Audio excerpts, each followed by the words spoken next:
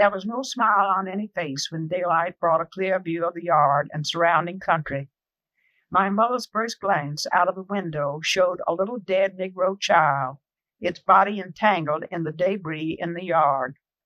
Though she and all of us became familiar with the sight of violent death in the next few hours, to her that still small brown form epitomized the storm. There was little talk. All were stunned by the catastrophe that had overtaken them. They gazed in silence at the devastation.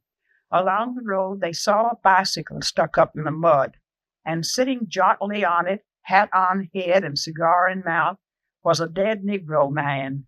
Clearly death had caught him unaware. Closer into town they saw an overturned cabinet, and on the top shelf, wrapped in a quilt, the lifeless form of a boy of about 3 years. And most poignant of all, a nun with several children tied to her body. That was Catherine Vetters Paul from an oral history used here courtesy of the Rosenberg Library in Galveston. On September 8, 1900, the deadliest natural disaster in American history occurred when one of the worst Atlantic hurricanes hit Galveston. The Category 4 storm surge was between 8 and 15 feet high. Wind speeds were estimated at up to 135 miles per hour. Residents had very little warning, and the destruction of the bridges and telegraph lines made evacuation to and communication with the mainland impossible. The following day, messengers took a surviving ship to Houston to report on the disaster and to request aid. While at first their estimate of 500 dead was considered an exaggeration, soon the magnitude of the tragedy would become clear. Though the total number of casualties is unknown, estimates range from 6,000 to 12,000. I'm Amy Bachari, and you're listening to Ship History Radio from the Steamship Historical Society of America. Through recording, preserving, and educating, our mission is to share the impact of engine-powered vessels, their crews, and their passengers with future generations. Learn more at sshsa.org. Today, I'm joined by Eric Pearson from Friendswood, Texas. He's the author of a recent 2-part article in our Power Ships magazine that details the vessels that encountered the 1900 storm, from the first sighting to the Caribbean and after Galveston when damage reached as far as the Great Lakes in Canada. Can you talk a little bit about some of the vessels in the Caribbean and the Gulf of Mexico and what they would have experienced before the storm actually hit Galveston? Oh, yeah. The first encounter with the 1900 storm, a vessel was transiting between Cape Verde Islands and the Antilles. And they kind of dismissed it as just unsettled weather and a distant squall. But the storm was really intensifying south of Cuba in the Caribbean. It crossed over Cuba. It hadn't become a Category 4 storm yet, but it damaged several sailing ships, especially around Florida Keys. When it went across Cuba, there was a German steamer called the St. George, and it ran aground in Santiago de Cuba, and the ship was a total wreck. When it crossed Cuba, came into the Gulf of Mexico, there were some other steamers that were transiting through that area. One was called the El Dorado, and it was from the Morgan Line sailing out of New Orleans. And it was encountering gale force winds and waves, and this was about 150 miles south of the Mississippi River. Then there was a steamer, Louisiana, that was with Cromwell Line. She had 30 passengers on board, and she was transiting en route from New Orleans to New York. And she encountered 100-mile-an-hour winds and waves. The waves were high enough to where seawater was going down the ventilator shafts to the engine room and showering all the men down below with seawater. So they were experiencing some pretty intense weather. There was also reports of sailing schooners and barks that were run ashore in the Florida Keys. Cargo ships were reporting their deck loads were being washed overboard. When the storm crossed over Cuba, at that time, ships didn't have Marconi wireless communications, so they couldn't relay what they had encountered to like weather bureaus. So the Cuban forecasters predicted the storm would head toward the northwest, whereas US weather forecasters said, no, it's going to it's going to go east, cut across Florida, and go up the eastern seaboard. I know there was a lot of different types of ships in Galveston at the time. There would have been schooners, there would have been kind of ocean going steamships. I did read somewhere that the crew members on board the steamships kind of weathered the storms better because they were in, I guess, safer conditions. But do they know how many people died on ships, or is that there's no way of knowing? Um, I did research in that, and the only the newspaper article I found about the loss of a merchant mariner was on a Spanish ship. It was the name of the ship was the Telesfora, Telesfora, and she collided with another ship in the channel. When the storm hit, you had a cascading effect of all these structures on the beach side being torn up, destroyed, and ramming into the next block of homes, the next block, all the way to the bayside. And in the process, it was tearing up all of the wharfs that the ships were tied up to. A lot of the captains on these ships, they knew the storm was coming. They put out extra lines to secure the ship to the wharfs, but the wharfs were being destroyed.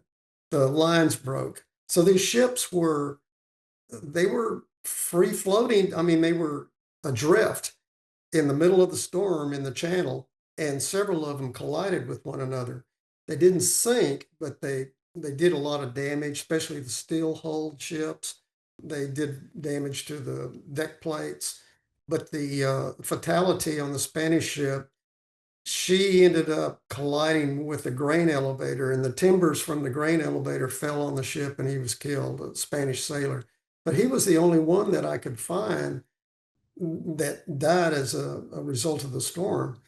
Most of these sailors on the ocean going ships, at least they had a chance of survival. I mean, it was a fairly large vessel that could, they could withstand the storm a lot better than sailing ships.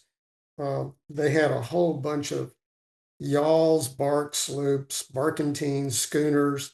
They had dredges, they had tugboats, barges, fishing boats, light ships. They were all damaged or sunk or completely destroyed. Some of them were pushed. There was a dredge that was pushed 10 miles inland. There was no way they could refloat it, so they had to cut it up. One of the vessels, the Kendall Castle, she ended up, she was in the channel, broke loose from the wharf. And at that time, the waves, there was a storm surge of 15 to 16 feet. Winds were up to about 145 miles an hour. And the tides and the surge completely covered Pelican Island, which is on the bayside from where the ships were anchored. There were 12 ships that were tied up to the wharfs. And let's see, there were 3 ships in quarantine. The quarantine station was on Pelican Island, and they were anchored right there by the quarantine station. There was one ship that was anchored in Bolivar Roads, which is in the channel between Galveston and the Bolivar Peninsula. So the Kendall Castle drifted over Pelican Island, went over into the bay, Galveston Bay, ended up running over a lighthouse. They never did find the lighthouse keeper. And then it ended up in Texas City, and that's about 10 miles north of Galveston. One ship crossed Galveston Bay, ended up 30 miles, all the way up to the northern end of Galveston Bay. And I'm thinking that was right around Baytown area where the entrance to the Houston Ship Channel goes. So she had traveled 30 miles up Galveston Bay. Um, the ship that was anchored in Bolivar Roads, it was a whale ship, and they were a really unique design ship. And most of the hull was underwater, but the captain decided to uh, release both anchors, and then he had the engines running almost at full speed against the waves and the surge to keep the ship from running aground. And he succeeded. The ship made it. But yeah, some of the vessels, they ended up careening against railroad bridges. Just did a lot of damage. You know, a lot of debris, a lot of wood everywhere. And then after the damage hit Galveston, the storm continued through the Midwest, damaging farms and crops and livestock. And then it went into the Great Lakes and did a lot of damage in the Great Lakes. There was a three-masted sailing schooner called the Penobscot, and all of her masts were wiped clean. And then there was a schooner called the PB Lock. She was carrying pig iron. She was hit by 60-mile-an-hour winds. The storm had lost its intensity once it crossed over Galveston. It was just a tropical system. But then when it got over the Great Lakes, it started re-intensifying again. It really hit sailing ships hard in the Great Lakes. And there was a couple of steamers. There was a lot of iron ore carriers up there too that encountered the storm. One steamer called the John B. Lyon was carrying iron ore, and she capsized on Lake Erie, killed 16 crew members. I think there was one survivor. Then there was a schooner called the Dundee. She sank on Lake Erie, killing one crew member. There was a steamboat called the City of Erie that left Buffalo with 300 passengers, and she encountered huge waves that damaged the upper works on the vessel. There was a steamer called the Nymek. She had her deckhouse washed away. Another steamer called the Iroquois ran aground. So you had all these vessels that were running aground, experiencing really, really high winds and waves.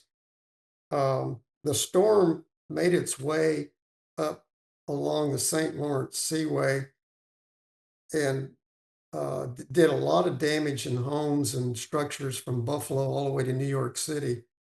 They had homes with windows shattered, roofs blown off, chimneys that collapsed, trees falling down on telegraph lines, telephone lines.